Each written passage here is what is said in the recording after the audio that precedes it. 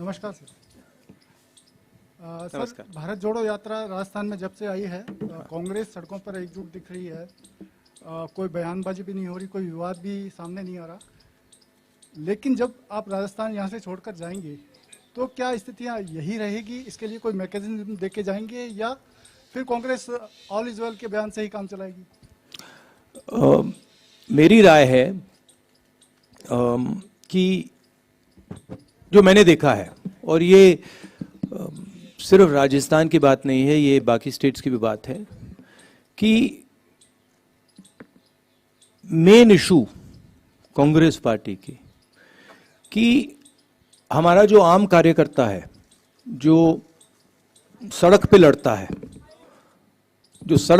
है, जो lower level का नेता है, उसको हमें पार्टिसिपेट करवाना है, उसको हमें जगह देनी है और उसकी बात हमें सुननी है। ये मेन इशू है। जो ये बयानबाजी की बात होती है, ये तो आप जानते हो, प्रेस वाले, आप थोड़ा मज़ा मतलब अपने अखबारों में लिखना चाहते हो तो आप करते रहते हो, ये आपकी आदत है, अच्छी आदत है, इससे आपके अखबार बिकते हैं। मगर हमारा जो स्ट्रक्चर है उसमें बड़ी क्लैरिटी है, उसमें कोई कंफ्यूजन नहीं है। राजस्थान पत्रिका से शादाब अहमद। और दूसरी बात देखिए, हमारी पार्टी डिक्टेटरशिप की पार्टी नहीं है, जो फैशिस्ट पार्टी नहीं है। हमारी पार्टी में थोड़ी सी डिस्कशन हमें ठीक लगती है, कोई प्रॉब्लम नहीं है हमारे लिए। अगर अलग अलग विचार हैं तो कोई प्रॉब्लम नहीं है। और ये सिर्फ राजस्थान की बात नहीं है, हमारे हर स्टेट में ऐसा है, सेंटर में भी हमारा ऐसा ही चलता है। तो हम इस चीज़ को टॉलरेट करते हैं। ज़्यादा नुकसान नहीं होना चाहिए, तो अगर ज़्यादा नुकसान होता है तो हम एक्शन भी लेते हैं। मगर जनरली ये कांग्रेस पार्टी की विचारधारा है कि लोग, हमारे पार्टी के लोग अगर कुछ बोलना चाहें, हम उनको डरा कर चुप नहीं करते हैं। और प्रेस वाले बोलना चाहे तो हम बिल्कुल नहीं डराते हैं, वो तो आप जानते हो। शादाब अहमद। राहुल जी, सबसे पहले तो 100 दिन पूरे करने पर आपको बधाई। और मेरा सवाल इसी से जुड़ा हुआ है। आप कन्याकुमारी से चले और राजस्थान तक आए, इसमें 6 स्टेट ऐसे हैं जिसमें कांग्रेस अपोजिशन में है और राजस्थान ऐसा अकेला स्टेट है जहां पर कांग्रेस रूलिंग स्टेट है। तो इसमें आपको क्या अंतर देखने को मिला? आप लोगों से मिले हैं, वहाँ पर भी खूब लोगों से बातचीत हुई है, यहाँ पर भी आपके लोगों से बातचीत हुई है, जो स्कीम्स हैं उसको लेकर, और जो वहाँ पर जो अपोजिशन में जो भी चीज़ें थी, उसमें क्या फ़र्क आपको महसूस हुआ है? सबसे पहले मुझे ज़मीन से एक बात समझ आई, और ये तमिलनाडु से लेकर राजस्थान तक, कि कांग्रेस पार्टी का जो कार्यकर्ता है, कांग्रेस पार्टी का जो सपोर्टर है, उसके कोई कमी नहीं है। लाखों करोड़ों लोग हैं, और सिर्फ हमारी पार्टी के लोग नहीं, मतलब आम नागरिक भी बहुत, मतलब कांग्रेस पार्टी से बहुत प्यार करते हैं। तो ये तो देखने को मिला हर स्टेट में। जो आपने कहा, जब हमने यात्रा शुरू की, मैंने भी सोचा था कि एक्चुअली जो केरला में हमारा संगठन है वो शायद बहुत मजबूत है, मगर उसके बाद मैंने सोचा कि केरला बेस्ट होगा। केरला के बाद कर्नाटका उससे बेहतर चला गया और इंप्रूव करता गया। मतलब मध्य प्रदेश में जो हमें रिस्पांस मिला, महाराष्ट्र में जो रिस्पांस मिला, आप लोग दिखा नहीं रहे हो, वो तो आपके मतलब आपको करना पड़ रहा है, नहीं दिखा पा रहे हो, वो अलग बात है। बट भयंकर रिस्पांस है, इमोशनल रिस्पांस है, प्यार भरा रिस्पांस है सब जगह। यहां पे 2-3 योजनाओं के बारे में लोग मुझे कहते हैं और आम नागरिक कह रहे हैं। एक ये जो चिरंजीवी योजना है, इसके बारे में काफ़ी लोग कह रहे हैं कि ये बहुत अच्छी योजना है। दूसरा जो यहाँ पे शहरी मनरेगा शुरू किया है, शहरी रोजगार गारंटी स्कीम, उसके बारे में भी लोग काफ़ी कह रहे हैं। छोटी छोटी प्रॉब्लम्स हैं, तो चलते हुए लोग थोड़ी शिकायत करते हैं कि यहाँ पे बिजली नहीं आ रही है थोड़ी सी, या फ्लोराइड, आज लोगों ने मुझे कहा कि उनके गांव में फ्लोराइड का पानी है। तो ऐसी शिकायतें तो आती है, वो तो सब जगह आती हैं। तो ओवरऑल काफ़ी अच्छा रिस्पॉन्स रहा है। नवज्योति से गुणेंद्र शर्मा। शिकायत नहीं है। नवज्योति से गुणेंद्र शर्मा।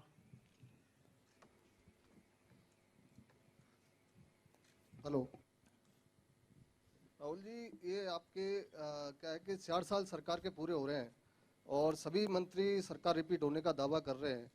अभी जो हाल में घटनाक्रम हुआ उसके बाद आपको क्या लगता है कि अब अगले 1 साल में सरकार रिपीट के लिए क्या किया जाएगा? और इसी में एक सवाल है, जयराम रमेश जी ने कल कहा एक सवाल प्लीज, एक सवाल। बिना चेहरे के चुनाव लड़ेगी कांग्रेस। आपने उसमें सवाल आपकी क्या कर राय दिया, है? सवाल का जवाब देंगे। आपने सवाल कर दिया, एक सवाल। तो देखिए, चुनाव का प्रेडिक्शन आप लोग करते हो, आप लोग जानते हो, मगर मैं आपसे ये कह सकता हूं कि यहाँ पे ओवरवेलमिंग रिस्पांस रहा है और हमारे जो कार्यकर्ता हैं उनकी मतलब अनबिलीवेबल स्ट्रेंथ है। जो मैंने पहले कहा, अगर हमने जो हमारे कार्यकर्ता हैं, जो हमारे लोअर लेवल के लीडर्स हैं, उनका अच्छी तरह प्रयोग किया तो हम चुनाव बहुत आसानी से जीत जाएंगे। जो लोग हमारे लिए काम करते हैं, जो लोग हमारे लिए लड़ते हैं, अगर उनको हमने सही जगह दे दी तो यहाँ पे भयंकर जीत होगी, स्वीप होगा। तो वही मेन इशू है। राष्ट्रदूत से योगेश शर्मा। राहुल जी, आप कह रहे हैं रेस्पॉन्स अच्छा मिल रहा है, निश्चित तौर पर सड़क पर बहुत सारे लोग आपको देखने सुनने आ रहे हैं, लेकिन पार्टी के अंदर बहुत सारी अनिर्णय की स्थिति होती है। 80 दिन पहले आला कमान के निर्णय के खिलाफ जाकर समानांतर विधायक दल की बैठक होती है, उसमें प्रभारी के खिलाफ बयान दिए जाते हैं, आप 3 नेताओं को नोटिस देते हैं, 80 दिन बाद उस पर निर्णय नहीं होता। उसी दिन विधायक इस्तीफा देने गए थे, उन इस्तीफों पर कोई निर्णय नहीं होता। और सवाल कीजिए प्लीज, सवाल कीजिए। ये अनिर्णय की स्थिति कब तक रहेगी? कोई निर्णय की स्थिति नहीं है, बड़ा क्लियर है ये आपको। मतलब ये थोड़ा थोड़ा होता रहता है पार्टी में, हमारी पार्टी में होता है, कोई बड़ी प्रॉब्लम नहीं है, कोई कंफ्यूजन नहीं है। दैनिक भास्कर डिजिटल से गोवर्धन। अगर आप कंट्रोवर्सी चाहते हैं मुझसे पूछिए, मैं कंट्रोवर्सी करा सकता हूं आपके लिए, थोड़े आपके बिकेंगे अखबार, नो प्रॉब्लम। गोवर्धन जी। राजस्थान में इसी से एडजॉइनिंग सवाल है, राजस्थान में अगला चुनाव किसकी लीडरशिप में करेंगे या बिना चेहरे के जाएंगे, ये क्लियर कर दीजिए, क्योंकि बहुत सारे लोग। भैया, मैं कांग्रेस पार्टी का प्रेसिडेंट नहीं हूं, कांग्रेस पार्टी के प्रेसिडेंट खारगे जी हैं, आप ये सवाल उनसे पूछिए। आपने सवाल पूछा, मैंने सवाल का जवाब मिल गया। फिर से दोहरा देता हूं, खारगे जी से पूछिए। टाइम्स ऑफ इंडिया जयपुर से Joy Chand.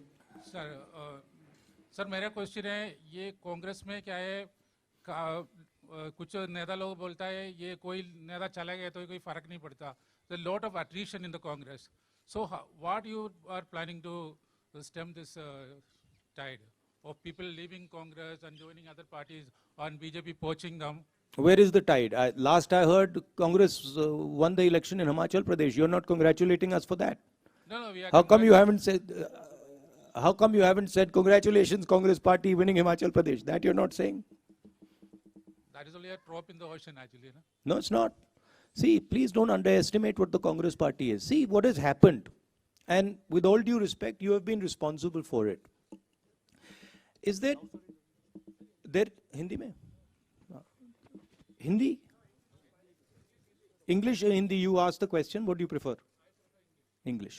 So, there has been a systematic defamation campaign, okay, run against myself for sure, and run against the Congress Party. And the press has participated willfully in this campaign. I don't blame you, but the idea that Congress Party is withering away, Congress Party is ineffective, Congress Party, this has all been preached by the BJP opposition and by the BJP, and you have played a part in putting this across. Let me be very clear. The Congress Party is an ideological party.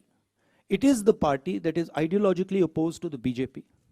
It is the party that is fighting the BJP on the ground. It does not compromise with the BJP. It has its principles. And of course, if certain people want to leave the Congress Party, they don't have the courage to face the BJP. They have been corrupt, and the BJP can apply pressure on them. They're welcome to leave. We don't want them. The more the merrier, right? What we need is people who are fighting the BJP, who believe in the Congress ideology, and who are standing firm against the fascism that is taking place in this country. That's what we need. So this idea that Congress party is dying, this Congress party, is finished. I mean, a lot of people have this fantasy, right? It's not true. It won't come true. Mark my words. The BJP is going to be taken down by the Congress party. Okay? Thank you. जी राजस्थान से शशि मोहन, हिंदी में बोल दो, जी राजस्थान से शशि मोहन। बोल दे। देखिए ये जो अभी जो बोला, देखिए एक बीजेपी आरएसएस, ये इनका काम डिफेमेशन है। यही इनकी सबसे बड़ी स्ट्रेटजी है, यही इनकी सबसे बड़ी स्किल है। मुझे डिफेम किया और हर रोज ये कांग्रेस पार्टी को डिफेम करते हैं। और मैं आपको सच बताऊं तो इसमें प्रेस का भी रोल है, और मैं आपको गलती नहीं देता हूं। आपके मालिक हैं, आप पर दबाव डालते हैं, वो ठीक है, मगर ये कहना कि कांग्रेस पार्टी बिखर गई, कांग्रेस पार्टी खत्म हो गई, ये बिल्कुल गलत है। कांग्रेस पार्टी एक विचारधारा है, देश में बहुत जीवित है, लाखों करोड़ों लोगों के दिल के अंदर है, और यही पार्टी है जो बीजेपी के खिलाफ लड़ रही है, जो पीछे नहीं हटती है, आइडियोलॉजिकली लड़ रही है, और यही पार्टी बीजेपी को आने वाले समय में हरा के दिखाएगी। जी राजस्थान से शशि मोहन।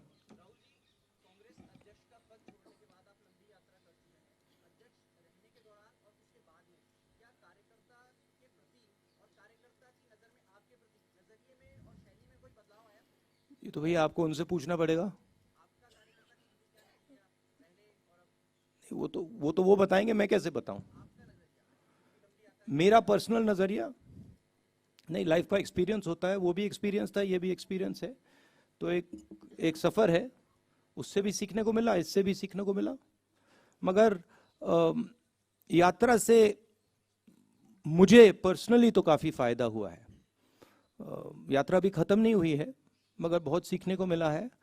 जो सड़क पे दिखता है और चलने से जो दिखता है वो बिल्कुल अलग होता है। मतलब थोड़ी थकान होती है, थोड़ा दर्द होता है, तो तब सुनने में सच्चाई अच्छी सुनाई देती है। फर्स्ट इंडिया से योगेश शर्मा। क्योंकि जब सड़क पे चला जाता है तो जैसे हम लाखों लोगों से मिल रहे हैं और 1-to-1 बात होती है, और जब हम सड़क पे चलकर बात करते हैं तो जैसे हम किसान से मिलते हैं तो वो इस बात को समझ लेता है, एकदम समझ लेता है कि ये जो व्यक्ति आया है ये दर्द सह के आया है, ये फालतू में नहीं आया है, ये चल के आया है, एक प्रकार से बोझ उठा के आया है। तो वो दूसरे तरीके से बोलता है और वो दिल से बोलता है, वो दिमाग से नहीं बोलता है। तो जब हिंदुस्तान की जनता दिल से बोलती है तो बिल्कुल अलग चीज समझ आती है। एक बात यह है। दूसरी बात है कि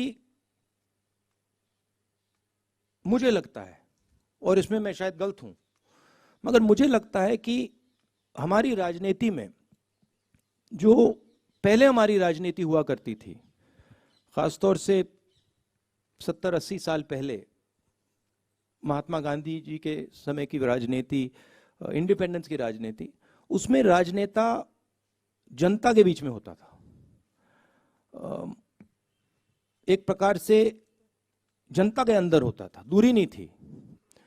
और आज राजनेताओं के बीच में, और मैं सिर्फ सीनियर लेवल राजनेताओं की बात नहीं कर रहा हूं, जूनियर लेवल राजनेताओं के बीच में और जनता के बीच में एक दूरी से पैदा हो गई है। थोड़ा सा उसको अहंकार कह सकते हैं, अहंकार पैदा हो गया है। शायद उस टाइम देश गरीब था, आज़ादी मिली थी, तो नेताओं की अप्रोच थोड़ी अलग थी।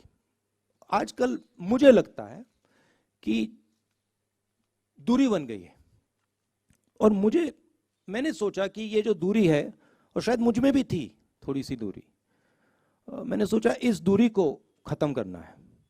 ये दूरी फिजिकल दूरी नहीं है, ये दर्द की दूरी है। तो अगर हम दर्द नहीं सहेंगे, हम पास नहीं जा सकते, समझ नहीं सकते। तो यात्रा का ये भी लक्ष्य था, सिर्फ मैं नहीं, अब कांग्रेस पार्टी के बहुत लोग चले हैं, जनता के बीच गए हैं, और जनता का बहुत प्यार मिला है।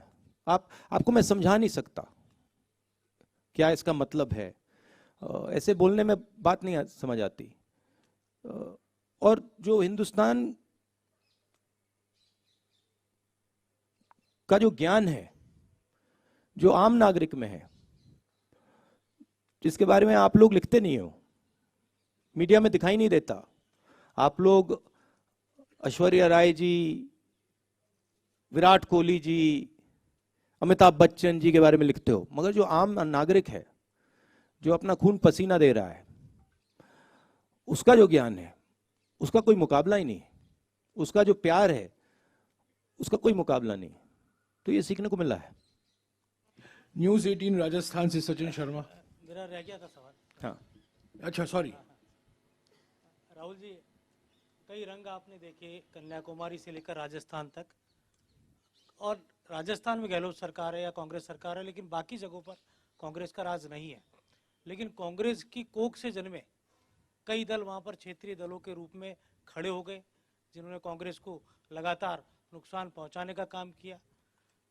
चाहे हम जगन रेड्डी की पार्टी देख लें, या और दूसरे पश्चिम बंगाल में ममता बनर्जी की पार्टी देख लें। और जयराम रमेश जी ने कहा भी था एक दिन कि सवाल कीजिएगा, सीधा सवाल। तो क्या कांग्रेस अब इन सब पार्टियों की अगुवा बनेगी, और जो कांग्रेस विचारधारा से निकले हैं, क्या उनको समाहित करने का काम हर पार्टी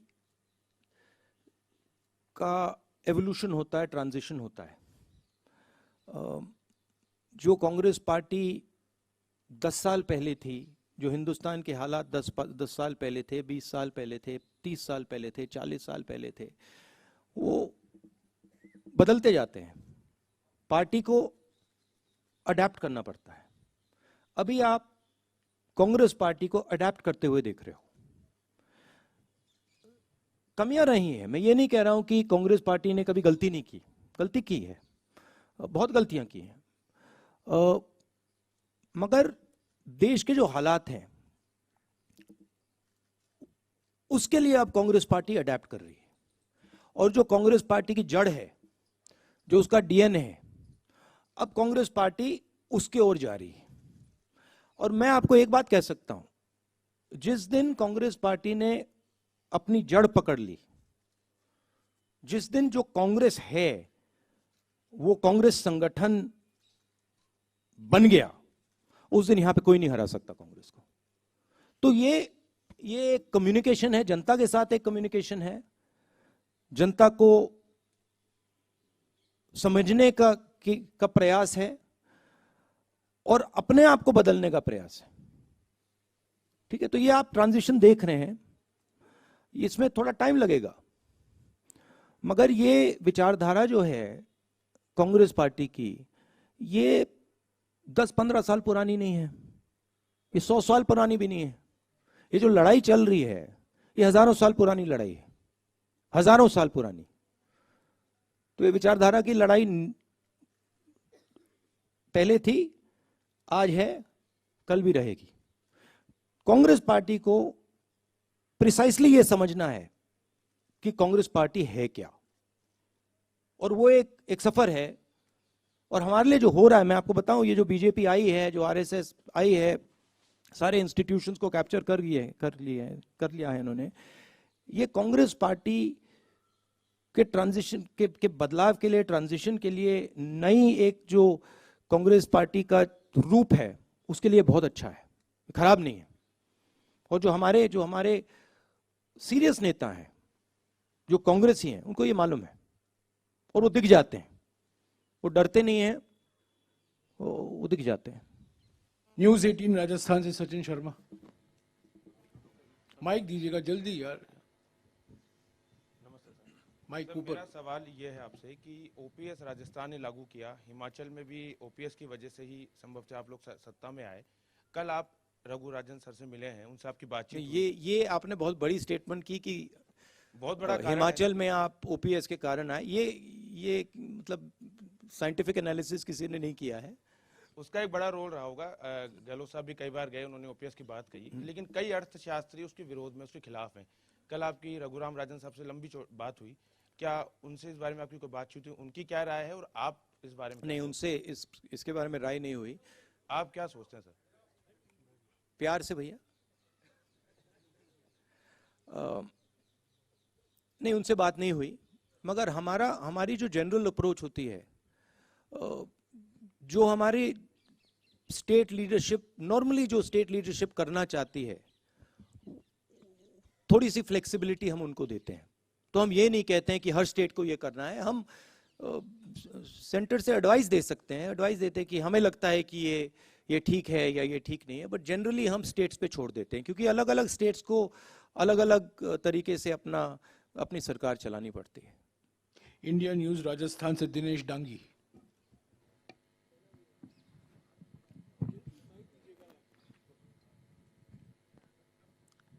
राहुल जी नमस्ते।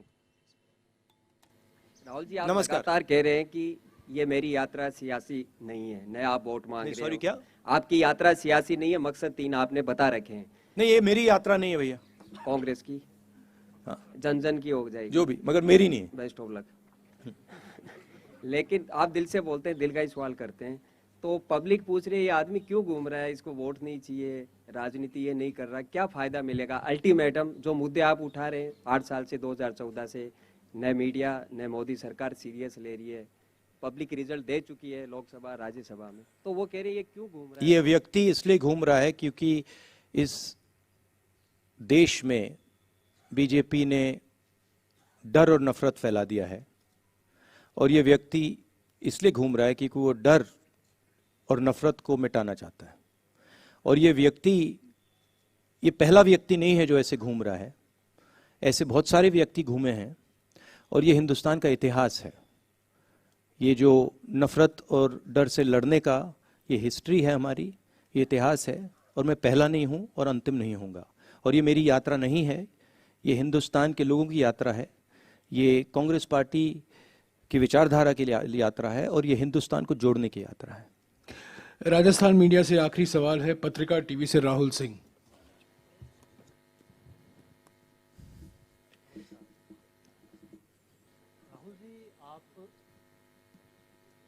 देखिए, हिंदुस्तान, एक और चीज जोड़ना चाहता हूं। देखिए, हिंदुस्तान में एक फैशन बन गया है, और ये प्रेस वालों ने भी थोड़ा फैलाया है, बीजेपी आरएसएस तो फैलाती है, कि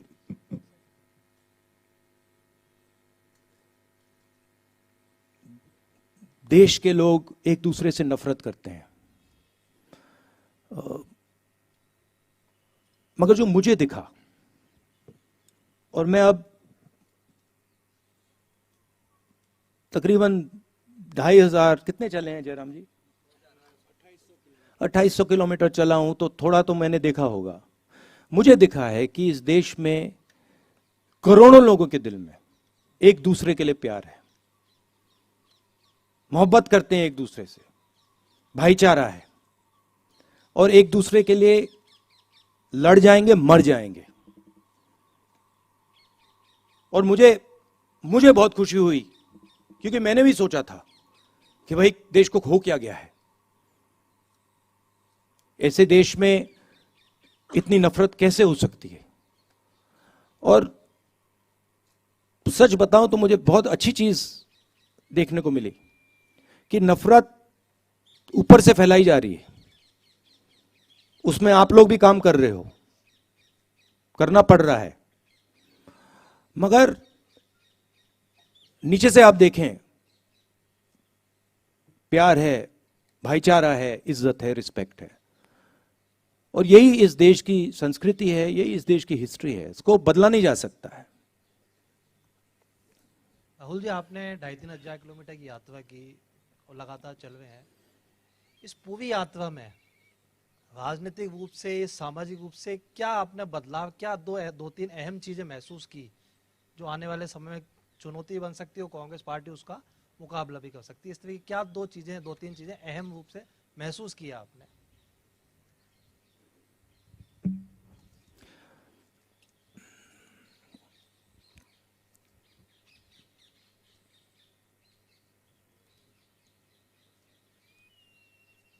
इस देश में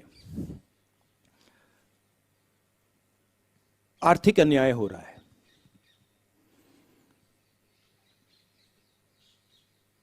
और देश के लोगों को ये दिख रहा है। देश के लोग देख सकते हैं कि चुने हुए लोगों के पास सब कुछ है, सपने हैं, अरबों रुपए हैं, सब कुछ है, और करोड़ों लोगों के पास कुछ नहीं है, सबको दिख रहा है।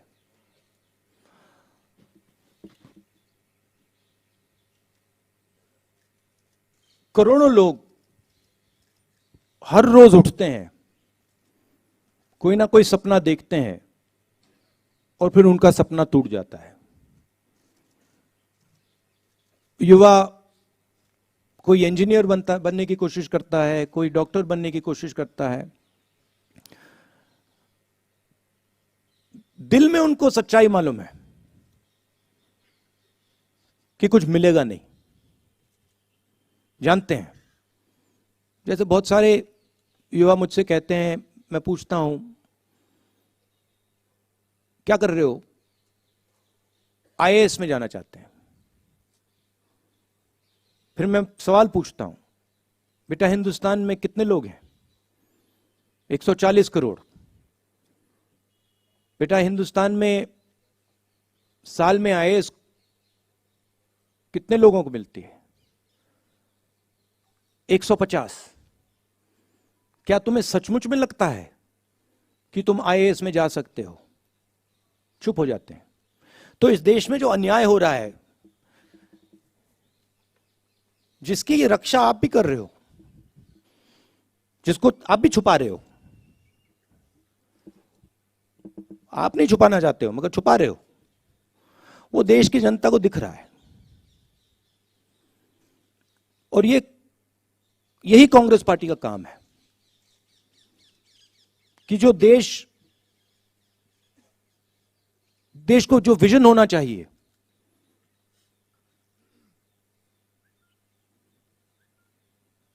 आगे का, पीछे का नहीं। बीजेपी कहती है देखो देखो देखो 2000 साल पहले क्या हुआ, वो विजन नहीं होता है। जैसे मैंने किसी से कहा, गाड़ी को आप रियर व्यू मिरर में देखकर नहीं चला सकते, एक्सीडेंट होगा। वही हिंदुस्तान को हो रहा है। कांग्रेस पार्टी आगे देखती है, भूलते नहीं, हिस्ट्री को भूलते नहीं है, मगर हम आगे देखते हैं। हम देश को विजन देने की कोशिश करते हैं, हम देश की आवाज सुनते हैं। तो हमारे लिए बहुत बड़ी अपॉर्चुनिटी है, और यह काम सिर्फ कांग्रेस पार्टी कर सकती है और कोई बीजेपी नहीं कर सकती। तो हमारे लिए बहुत बड़ी अपॉर्चुनिटी है। दुख होता है, यह देखकर दुख होता है कि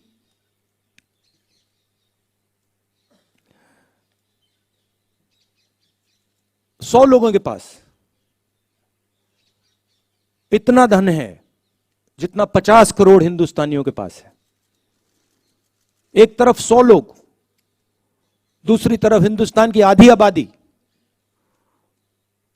उतना ही धन इनके पास, उतना ही धन इनके पास। पूरा हिंदुस्तान जानता है क्या हो रहा है। मैं हैरान हो जाता हूं कि लोग चुप रहते हैं।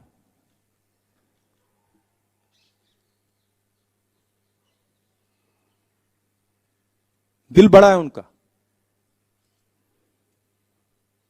मगर ऐसे देश नहीं चलाया जा सकता। तो ये समझने को मिला मुझे। राहुल जी, हमारे पास 5-7 मिनट बाकी हैं। 3 सवाल जल्दी लूंगा मैं दिल्ली स्थित मीडिया से। असीम कमाल, पीटीआई से। Sir, 2024 is not very far. There are a lot of regional parties that have been talking about bringing the opposition together. When will the Congress take the lead in bringing the opposition together? And in that context, how will you reconcile your differences with parties like TMC and AAP? Brother, you have to ask this to the Congress president. I have a view that the Congress party must work with all the opposition parties. There's a lot of space to do that. But the exact strategy, how it's going to be done, that you have to ask the new Congress president. I'm actually not involved in that right now. Niyamika Singh, Times Now. Is she here? Yeah, Niyamika. Please take the mic and ask the question. Take the mic and ask the question.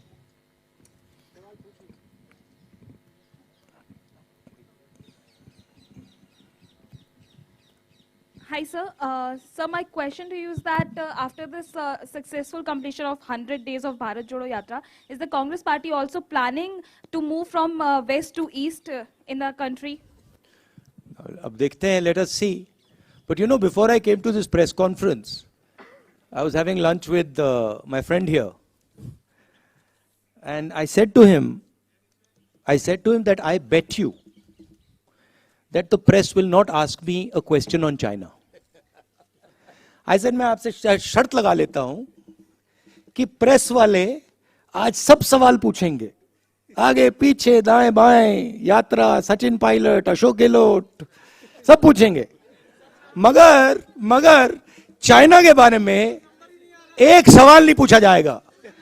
जिन्होंने 2000 square kilometre Hindustan का उठा लिया, जिन्होंने हिंदुस्तान के 20 जवानों को शहीद किया, जो हमारे जवानों को अरुणाचल प्रदेश में पीट रहे हैं, मैंने कहा हिंदुस्तान की प्रेस मुझसे इनके बारे में एक सवाल नहीं पूछेगी।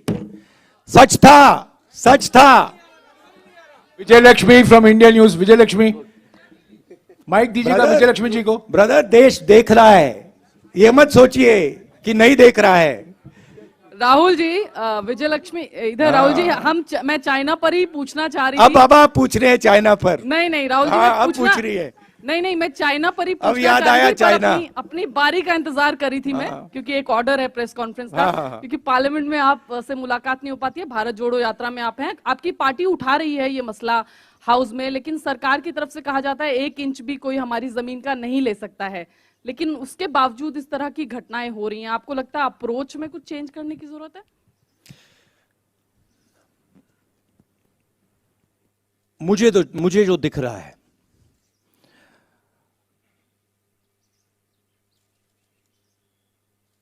जो चाइना का थ्रेट है, और मुझे तो वो क्लियर, और मैं इसको अब 2-3 सालों से कह रहा हूं, वो बिल्कुल क्लियर है। और सरकार उसको छुपाने की कोशिश कर रही है, सरकार उसको इग्नोर कर रही है, मगर उस थ्रेट को ना छुपाया जा सकेगा और ना इग्नोर किया जा सकेगा। उनका पूरा प्रिपरेशन चल रहा है, उनका लद्दाख की साइड और अरुणाचल की साइड पूरा ऑफेंसिव प्रिपरेशन चल रहा है। हिंदुस्तान की सरकार सोई हुई है, इस बात को हिंदुस्तान की सरकार सुनना नहीं चाहती है, मगर उनका प्रिपरेशन चल रहा है, और प्रिपरेशन युद्ध का है। प्रिपरेशन कोई इंकर्जन का नहीं है, प्रिपरेशन युद्ध का है। अगर कोई भी इन बातों को समझता है, अगर आप उनका वेपन्स का पैटर्न देख लें, वो क्या कर रहे हैं वहां पे, वो युद्ध की तैयारी कर रहे हैं। और हमारी सरकार इस बात को छुपाती है और इस बात को शायद एक्सेप्ट नहीं कर पा रही है। हो क्यों रहा है? क्योंकि हिंदुस्तान की सरकार इवेंट बेस्ड काम करती है, हिंदुस्तान की सरकार स्ट्रेटेजिकली काम नहीं करती है, इवेंट बेस्ड काम करती है। वो सोचते हैं कि भैया यहां पे एक इवेंट करो, यहां पे एक और इवेंट करो, मगर जब आप इंटरनेशनल रिलेशंस की बात होती है, जियो स्ट्रेटेजी की बात होती है, वहां पे इवेंट काम नहीं करता है, वहां पे शक्ति काम करती है। तो मैंने 3-4 बार बोला है कि सावधान रहना चाहिए, जो हो रहा है उसको समझना चाहिए। उनकी बयानबाजी आती रहती है, मैं देखता हूं एक्सटर्नल अफेयर्स मिनिस्टर बोलते रहते हैं, कहना नहीं चाहिए, मगर शायद उनको थोड़ी अपनी समझ गहरी करनी चाहिए। आखिरी सवाल राजदीप सरदेसाई, इंडिया टुडे से। Mr. Gandhi, thank you very much for addressing the press conference. It's good to have leaders who take questions from the press. And we were going to ask a question on China as well. No, you were not. No, we had it. Moshmi and I had discussed it, No, but of that's course. okay, sir. No. Of course. That's okay, After I said it, of course, now suddenly the questions will come. No. Anyway, we don't need to get into it. Sir, you started your press conference by saying that you believe the yatra has been a success as it's gone from Kanyakumari into North India. Can you define for us what Rahul Gandhi believes is the success of a yatra? Because only last week, you lost an election in Gujarat badly, you won an election in Himachal. Is electoral success one of the criteria for you when you say success of the yatra? And what next for you after this yatra, Rahul Gandhi ji? Are you building towards 2024? Is that also part of this yatra's journey, sir? Look, there is a particular vision of this country that the RSS and the BJP propose. There's a particular path that they believe this country should take. It's a violent path. It's a hate-filled path. It's a path that is designed to create two Indias. One is an India where there are 5 or 6, 10 billionaires, and the other India where everybody else will live in poverty, in desperation. That's their vision. It's also a hate-filled vision. It's an angry vision of India. And it is a view. It is a view held by quite a few people that this is what India should look like. That one language should dominate, one state should dominate, one idea should dominate, one culture should dominate, right? One religion should dominate. And there's another view. And that view is that this country should talk to itself. It should have a conversation with itself. It should be affectionate to itself. It should understand the pain that this country is going through. It should not be arrogant, it should be humble. It should reach out to other people. It should embrace other people. This is another vision. This is what the Bharat Jodo Yatra has been very successful at showing. That there is another alternative. Nobody in the yatra is beating each other up. Nobody is abusing each other. Someone falls down, everybody lifts them up. Nobody asks, what caste are you? Which state you come from? How dare you come here? Nobody is asking these questions, right? And that the yatra has been full of love and affection. Anybody comes, they're treated with respect. Doesn't matter who they are. A lot of people come to me, when I'm talking to them, I don't agree with them. They'll say something to me, I tell them I don't agree with you. But there is the space for the disagreement. So where the yatra has been extremely successful is that it has shown that there is another way of doing things. It has shown that you can actually respect people, you can actually embrace people, you don't have to be nasty and cruel. Okay, so there it has been a tremendous success. What next for me? I have said that the yatra ends in Srinagar. I think it will end by the end of January. And I've said that, look, it is my endeavor to focus on this yatra until the flag is hoisted in Srinagar. It's a public journey. It's a journey of many yatris, millions of people. But for me also, it's a private experience. It's getting to understand a lot about the people that I love, about myself. And so it has been a big experience for me. It's been a very good learning experience for me personally. And you can ask that question to most of the yatris, they will tell you the same thing.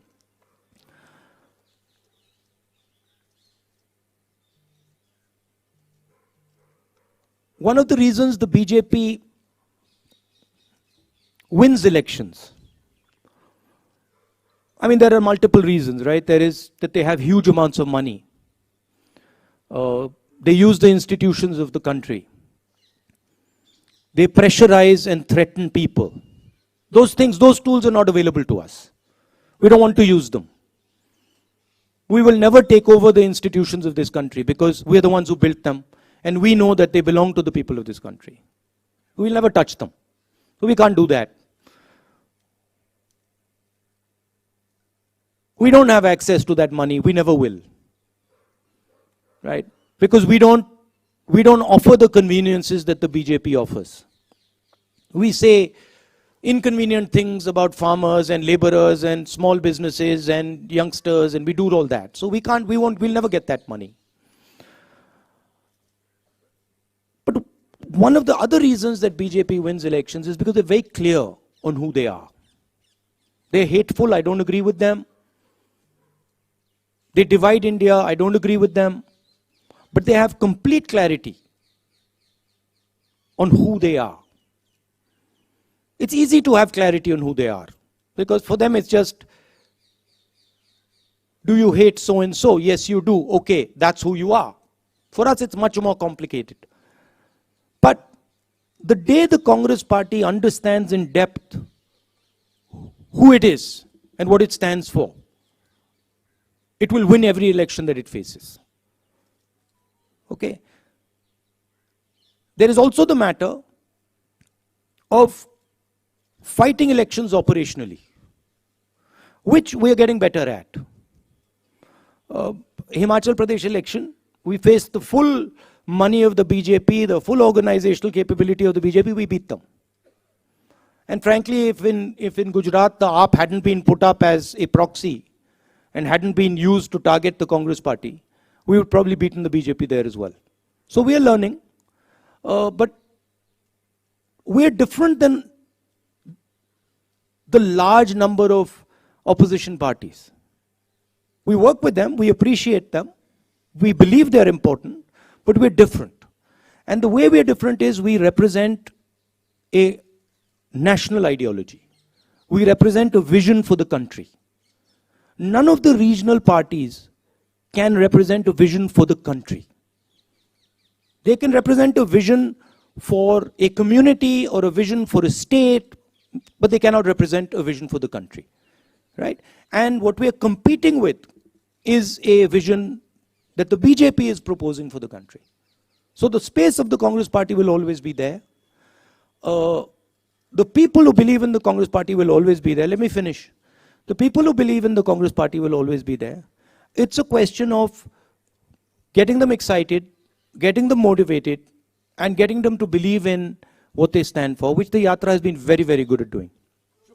No, Rajdeep, no supplementary, please. So you're not No thinking of supplementary. Rajdeep, no supplementary, please. Okay, you're not thinking of 2024. Shukriya, Rahul ji. Shukriya, Rahul ji. Rahul ji, shukriya. आपके आने के So you're पहले- not thinking of 2024 or an No election. supplementary, please. Please respect the rules that have been set. No, let me. I have Jairam, informed you the rules. Jairam, one sec. See, the point is, see, I understand. Look, No supplementary. आप बार-बार पूछते हैं. I'll just answer आप that. बार-बार पूछते हैं. आप चुप रहिए. I'll answer the. चुप रहिए आप.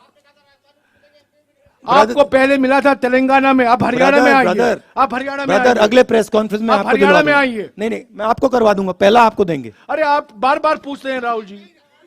यार धमकी अरे देते भाई। रहते हैं आप। Okay, friends, everybody friends. Okay, one ji, second. Now I just want Rahul ji, समय हो to. चुका I है। just want to say one thing to Okay, Rajdeep. okay. See, the point is that these questions are meant to distract, right? They're meant to take the press conference to a different place. I've got enough experience now. I'm not going to fall for it, right? And I'm not going to actually indulge in helping you take the press conference to a place where I don't want it to go. Thank you.